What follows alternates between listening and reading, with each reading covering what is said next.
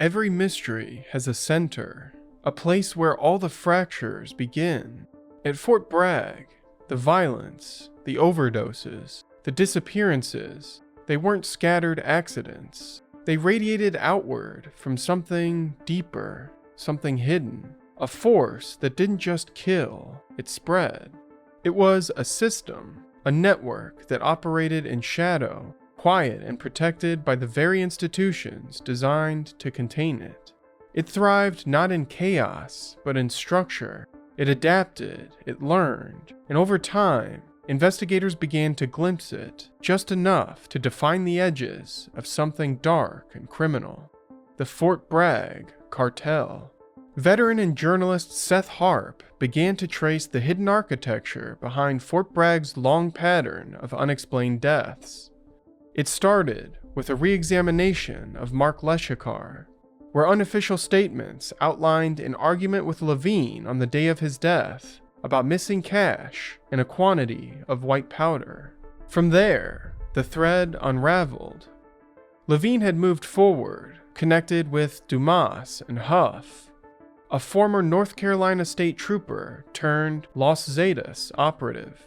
He had become the cartel's East Coast distributor. Huff operated a sham appliance export business that hauled used refrigerators and stoves to Mexico and brought back loads of narcotics hidden inside, fooling border agents and canines. By 2016, he was moving an estimated 50 to 100 kilos of product a week across North Carolina and beyond, distributing as far as Atlanta. His protection came from ex-cops, ex-soldiers, and active-duty insiders at Fort Bragg. The pipeline of narcotics flowed from the Zetas to Fort Bragg, but Huff expanded it, building a network to smuggle Afghan opiates using military infrastructure. Huff had a purported blackmail file where he listed the soldiers who trafficked out of Afghanistan, exploiting military supply flights returning from the war zone. This has not yet been corroborated in court, but it does align with other patterns. Once stateside, the narcotics were distributed via Levine and Dumas. Then, their bodies were discovered in 2020, but still, the distribution continued. What began as thrill-seeking and self-medication among troops metastasized into organized profiteering. There were even whispers of an LSD cult operating among special forces. No official information was ever released. And while the army remained silent, the bodies began to pile up. Young, healthy soldiers were found dead in barracks and cars. Most deaths were ruled accidental. Some weren't ruled at all. No statements, no answers, just silence. And yet the trafficking continued. The profits were immense. Huff reinvested into protection, paying canine officers for tips on how to avoid detection. Some of the money was funneled into real estate and luxury goods around Fayetteville. Other portions flowed directly back to cartel hands. In one 2021 raid, authorities found nearly $100,000 in cash, alongside 2 kilograms of powder at the home of Master Sergeant Martin Acevedo. When Acevedo was arrested, the Army kept his service status quiet. The initial press release did not even mention he was active duty. That silence was telling. The striking feature of the Fort Bragg cartel was how insulated it appeared to be. They were trained in it. Their military credentials and combat experience became armor. Huff's alliance with special forces meant he wasn't just protected, he had killers on his side. In 2021, Huff was arrested after impersonating law enforcement to rob a rival stash house. In his vehicle, officers found over $7 million in narcotics. He was eventually convicted, but not before Fort Bragg's name appeared repeatedly in DEA testimony, asset seizures, and witness interviews. Then in August 2023, federal prosecutors unsealed an indictment in the Levine-Dumas double homicide. The alleged triggerman was a civilian, Kenneth Quick Jr. But the moment the lid cracked open, more names began to surface. In 2021 alone, 15 soldiers were detained in connection to trafficking investigations. and yet without public disclosure or disciplinary action, they were quietly released back to duty.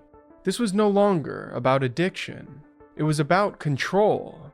Before the Army could admit it had a problem, it buried the bodies and scrubbed the records. Before the public could learn the truth, the investigations were quietly closed. But Fort Bragg's problems didn't start in the barracks or in the training grounds. They started earlier, when the violence wasn't hidden. It spilled into neighborhoods, into living rooms, into families. The year was 2002, what would come to be known as Dead Wife Summer. Breaking news today out of the NFL. Let's go live to the press conference. Today marks an historic first. The NFL is now under the ownership of one individual, Jimmy Donaldson, Mr. Beast. Thank you, thank you, thank you. Everybody, that is right. I officially own the NFL, and I think it's time for some changes. So, for my very first change, we are going to be changing the rosters from 53 players to 54, and giving that new roster spot to a YouTuber. No, Jimmy, we can't. Well, I already did. Jimmy, we got the Cowboys! There's only one spot. All right, boys, first one to pop the balloon makes it on the team. In 3, 2, 1. Oh! Yeah! These are the best athletes on earth, Jimmy. This could get sketchy. Yeah, no, we already signed Sketch. We're good. Let's go Texans! Come on, baby!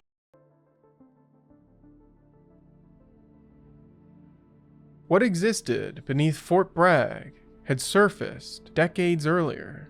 It began on June 11th, 2002, when Sergeant Rigoberto Nieves shot his wife and then himself. To those who knew him, Sergeant Nieves was the ideal soldier. Born in 1971, Nieves was 31 years old when his life came to a violent end. He served as a Green Beret, and he had been deployed overseas since March 2002, serving in some of the harshest and most isolated conditions imaginable.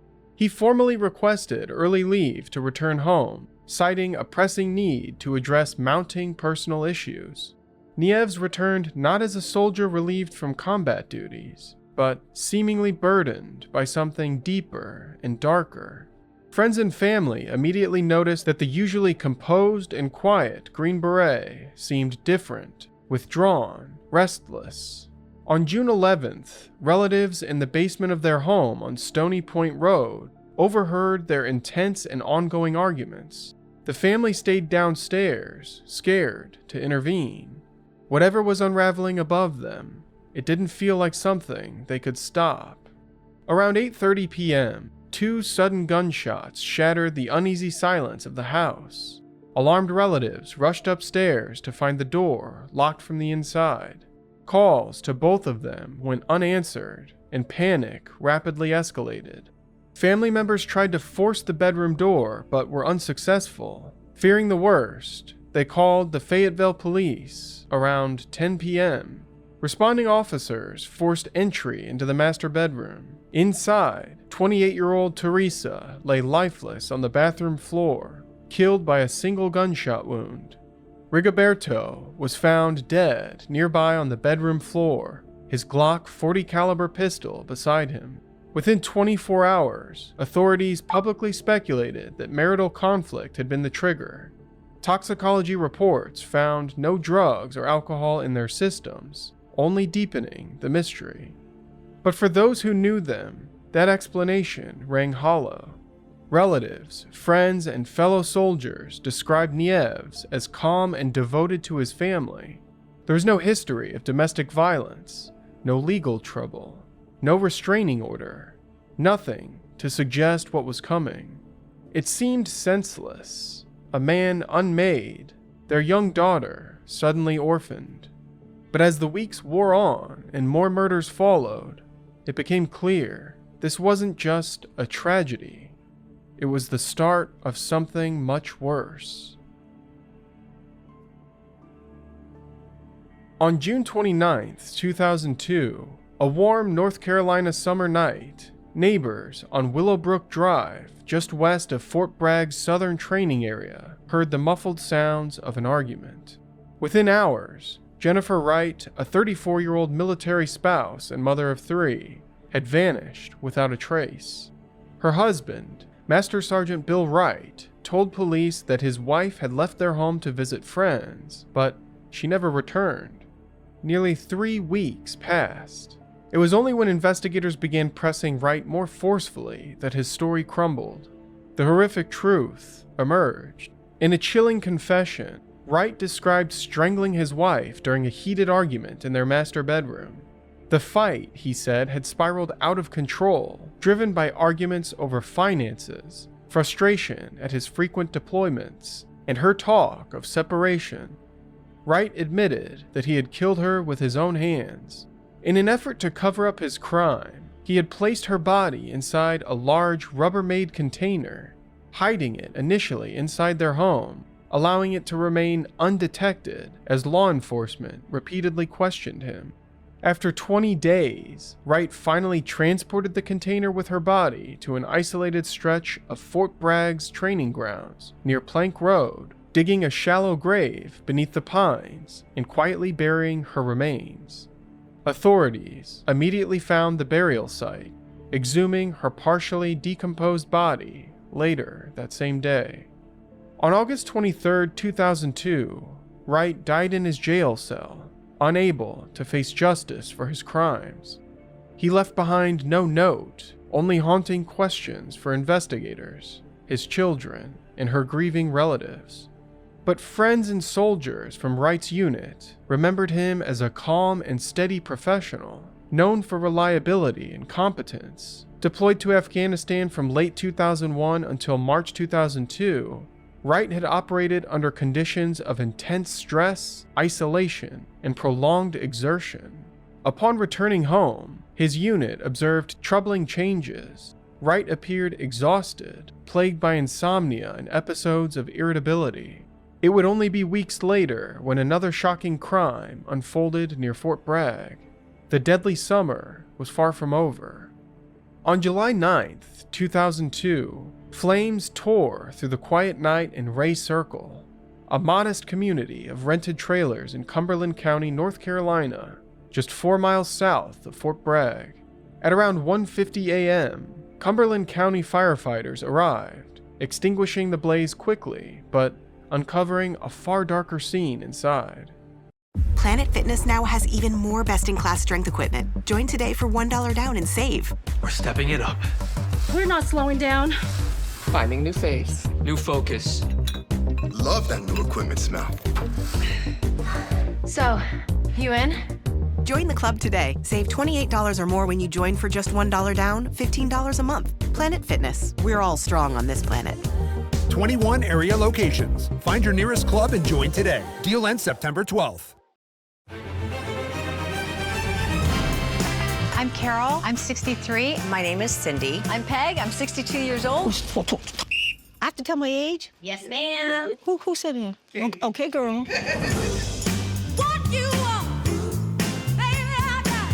What would you say to people that think you're too old for what? You know, I'd want to say but that's not what I'm saying. What do I say to those people? You're crazy. We deserve respect, always. We've got life experiences. That's called wisdom. I think we're more beautiful, sexy, vibrant than ever, even though I'm... In the charred remains of the trailer's master bedroom, firefighters discovered the body of 32-year-old Marilyn Laverne Griffin. The room smelled strongly of gasoline, and investigators determined the fire had been intentionally set to conceal a far more violent crime. Marilyn Griffin had been stabbed approximately 50 times with a knife. Even more chillingly, Marilyn was not alone in the home at the time of the attack. Her 2 daughters, aged 6 and 2, were asleep inside when their mother was violently attacked and murdered.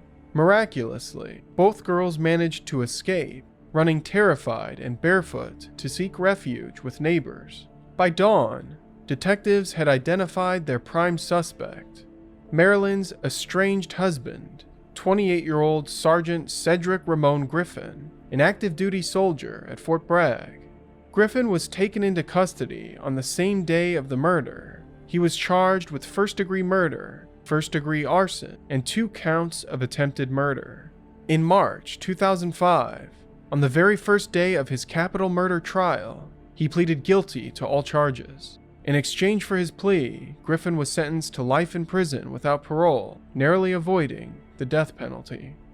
He was subsequently incarcerated at Central Prison in Raleigh, North Carolina, where he remains today. The summer of violence at Fort Bragg reached its crescendo on July 19, 2002, in a quiet home on Autry Mill Road in Stedman, North Carolina, 10 miles east of Fort Bragg. Sergeant Brandon Floyd, a 30-year-old Ohio native known for his distinguished military career, had recently returned from a classified deployment in Afghanistan.